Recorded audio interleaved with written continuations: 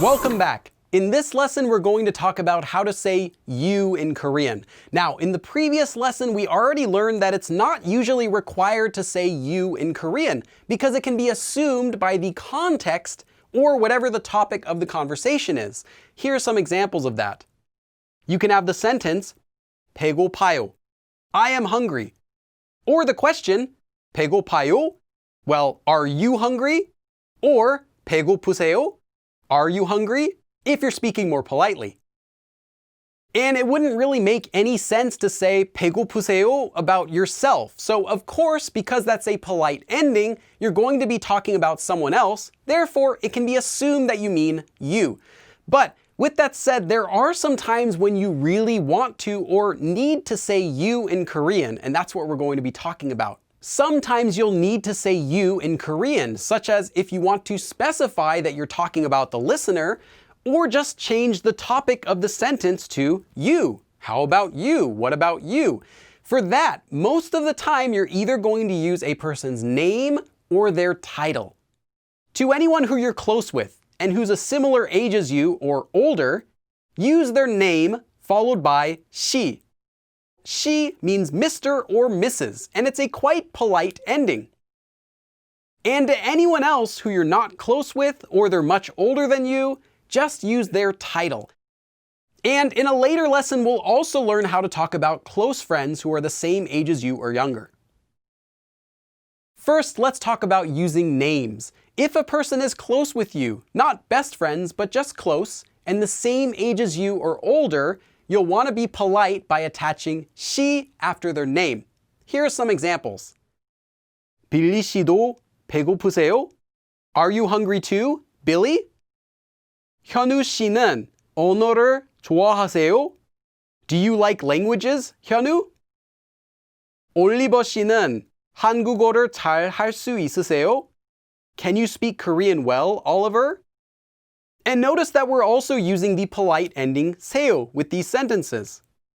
So that's with people who are kind of close to you and a similar age or older. And for anyone else, you'll want to use their title instead of she. Now, a title can be anything from their job title to just the relationship that person has with you. Here are a few examples of that. This could even be older brother or mother or teacher or boss. Now, use a person's title if you're not close with them and they're the same age as you or older. For example, 선생님은 지금 바쁘세요? Are you busy now, teacher? 아버지도 요리를 잘 하세요? Do you also cook well, father? 할머니는 오늘 은행에 가세요? Are you going to the bank today, grandmother? Okay, so that's how you can address anyone who's kind of close with you or anyone who you want to show extra respect toward. But that's not the only way to say you. There are also a few other words that you need to be aware of, and the first one is 그쪽.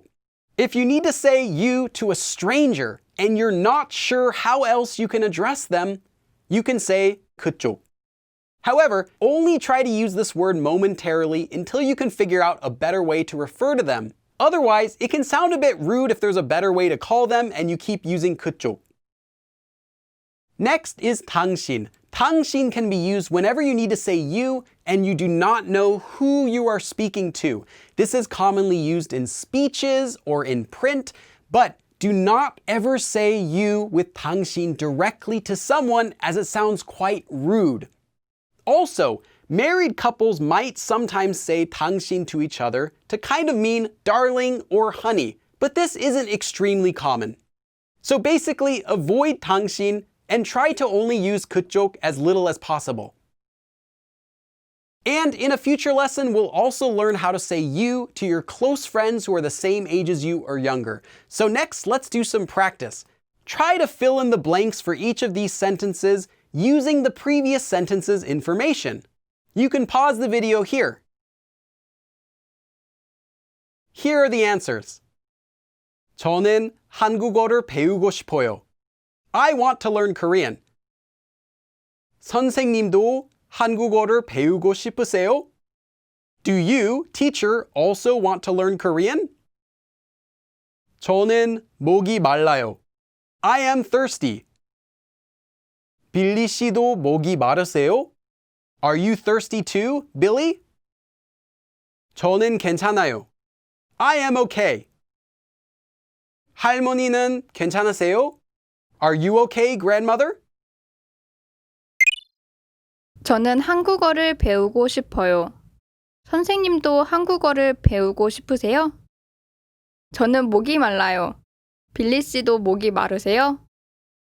저는 괜찮아요. 할머니는 괜찮으세요?